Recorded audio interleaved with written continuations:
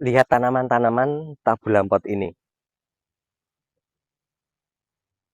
Ini tanaman tabulampot jambu air madu Delhi. Tanaman ini kita tanam di sepanjang jalan RT.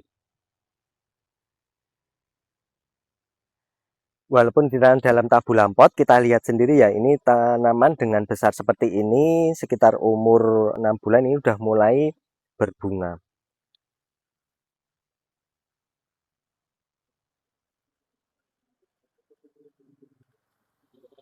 Jadi penanaman tabulampot ini memang salah satu program di RT saya ya, di RT 4 Gesian sini. Jadi kita memanfaatkan karena masih ada tepian jalan yang masih agak longgar, kita manfaatkan untuk penanaman tabulampot jambu air. Jadi ada beberapa tujuan yang pengen kita capai. Yang pertama ya tadi memanfaatkan lahan yang masih bisa kita manfaatkan di sekitar kita. Kemudian yang kedua, dengan penanaman ini mudah-mudahan nanti menjadi tambahan ruang hijau di sekitar kita. Dengan adanya tanaman, kita harapkan nanti suhu lingkungan akan semakin terjaga, tidak terlalu panas. Kemudian yang jelas ya tanaman itu dia menyerap karbon dioksida, mengeluarkan oksigen. Jadi udara yang ada di sekitar kita nanti juga akan lebih nyaman, lebih enak ya. Kemudian yang ketiga ya kita akan memperoleh hasilnya. Nanti kita akan panen jambu air. Dan yang keempat itu yang saya suka ya, yang selama ini memang menjadi tujuan kita dengan penanaman ini. Tanaman ini kan sebenarnya juga butuh penambahan kompos, butuh penambahan pupuk untuk tumbuh bisa maksimal. Nah, kompos dan pupuk yang kita gunakan untuk tanaman-tanaman ini itu kita kelola dari sampah dapur, sampah rumah tangga. Sebelumnya sampah organik dari rumah tangga itu cuma dibuang menjadi masalah di tempat lain. Di tempat kami, sampah itu kita kelola untuk menjadi kompos, untuk menjadi pupuk organik, yang itu kita gunakan untuk memupuk tanaman ini.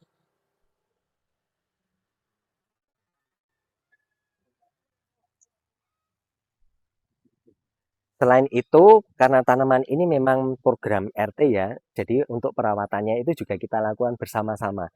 Jadi ada kerukunan warga bersama-sama, kita kadang sesekali memang gotong royong untuk melakukan perawatan tanaman sekaligus menjaga kebersihan lingkungan. Bisa kita bayangkan ya, kalau satu warga ataupun setiap RT bisa menanam seperti ini, manfaat yang akan kita peroleh itu sebenarnya luar biasa ya. Yang saya sampaikan di awal tadi. Jadi secara lingkungan kita memperoleh manfaatnya, secara sosial kita juga memperoleh manfaatnya. Dan mudah-mudahan nanti secara ekonomi pun kita juga memperoleh manfaatnya. Yang jelas ya, mari kita memanfaatkan lahan-lahan kosong yang ada di sekitar kita. Tidak harus mahal, penanaman seperti ini bisa kita mulai misalnya cukup satu atau dua tanaman dahulu yang ada di sekitar kita. Dan tanaman seperti ini pun bibitnya juga nggak terlalu mahal ya. Ketika udah agak dewasa pun sekalian nanti pruning itu masih bisa kita perbanyak secara vegetatif, bisa kita cangkok. Intinya sebenarnya dengan penanaman ini kita harapkan selain lingkungan nanti terjaga suhu dan kelembapannya, di sisi lain kita juga ada manfaat dari pengelolaan sampah dapur, sampah rumah tangga dalam bentuk kompos dan pupuk itu kita masukkan ke dalam tanaman, kita beri tanaman, beri tanah makan dari hasil pengolahan sampah organik tadi. Di alam ini hampir tidak ada yang benar-benar menjadi sampah. Hanya bahan organik aja yang kita mungkin belum tahu bagaimana cara memanfaatkannya. Dengan sedikit belajar, sampah dapur, sampah rumah tangga yang sebelumnya menjadi masalah, kita olah menjadi kompos, menjadi pupuk, kita berikan ke tanaman, ke tanah, dan insya Allah nanti tanaman ini akan memberikan imbal balik ke kita.